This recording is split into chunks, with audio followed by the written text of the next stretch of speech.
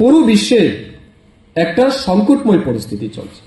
বাংলাদেশে যে জঘন্যতম এবং অমানবিক একটা সরকারের যে পরিস্থিতি আমরা দেখছি, এটা মানবিকতাকে পর্যন্ত হার মানাচ্ছে। এটা মানবিক মূল্যবোধকে সরাসরি হত্যা করছে।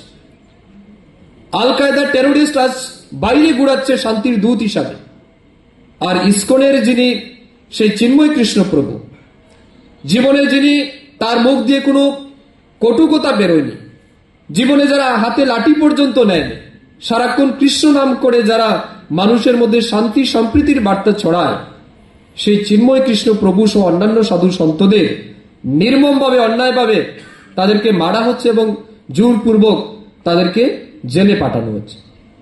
এটা শুধুমাত্র আমি মনে করি বাংলাদেশের মানবিকতার হত্যা না, এটা গোটা বিশ্বের মানবিকতাকে তারা কিন্তু হত্যা করছে, মানবিক মূল্যবোধকে হত্যা করছে।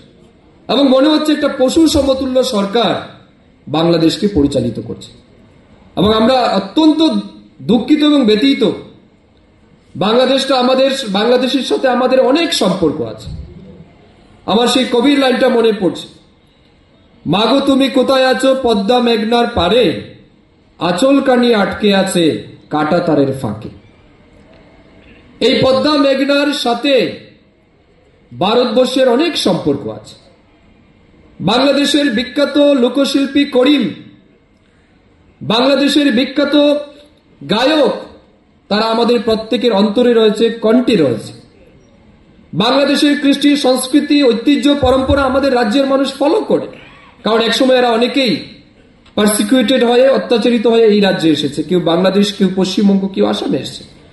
স্বাভাবিক কারণে বাংলাদেশের সাথে আমাদের সম্পর্কটা গভীর। কিন্তু দুর্ভাগ্যবশত একটা অমানবিক পশু সমতুল্য বর্বর একটা সরকার পরিচালনা করছে বাংলাদেশে, যারা পুরো বিশ্বের মনুষ্যত্ব বোধকে, বাংলাদেশে মানুষের জীবনকে সম্পূর্ণরূপে বিপর্যস্ত করে ফেলছে। আমি ভারত সরকারের মাননীয় প্রধানমন্ত্রী, গৃহমন্ত্রীর কাছে আবেদন রাখবো, বাংলাদেশি হিন্দুদের পাশে দাঁড়াতে হবে আমাদের, কারণ এরা আমাদের ভাই, এরা আমাদের আত্মীয়, এদের সাথে আমাদের আত্মার সম্পর্ক আছে, এদেরকে বিপদে ফেলা যায় না। যে কঠিন পরিস্থিতি দিয়ে বাংলাদেশের প্রত্যেকটা মানুষ দিন কাটাচ্ছে, এটা অত্যন্ত লজ্জাজনক। আপনি কল্পনাও করতে পারবেন না এক একটা রাত্র তারা কত কঠিন ভাবে কাটাচ্ছে।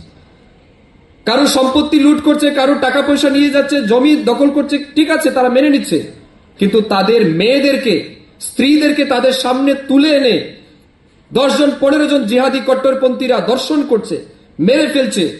এটা কোন মানবিকতা মানবে? এটা কারা মানবে? সেটা এরকম একটা মৌলবাদী সরকার, আমরা তার তীব্র নিন্দা জানাইছি সরকারের সেই ন্যাক্কারজনক পরিচালনার জন্য। আমি আবেদন রাখবো রাজ্যের মানুষের কাছে, সময় এসছে, সত্যটাকে সত্য বলতে হবে, সত্যকে মানতে হবে এবং সত্যকে অনুভব করে আগামী দিন আমাদের পরিকল্পনাও নিতে হবে। আমাদের রাজ্যের কৃষ্টি সংস্কৃতি ঐতিহ্য পরম্পরা এগুলিকে বাঁচিয়ে রাখার জন্য আমাদের সবাইকে একত্রিত হয়ে চলতে হবে। আমাদের দেশ একমাত্র ভারতবর্ষ যে দেশে বিশ্বের সমস্ত ধর্মাবলম্বী মানুষ, ভাষাভাষী মানুষ, বিচারধারার মানুষ এখানে শান্তিতে থাকতে পারে। কেন জানেন? কারণ এখানে সনাতন বিচারধারা বহু সংখ্যক।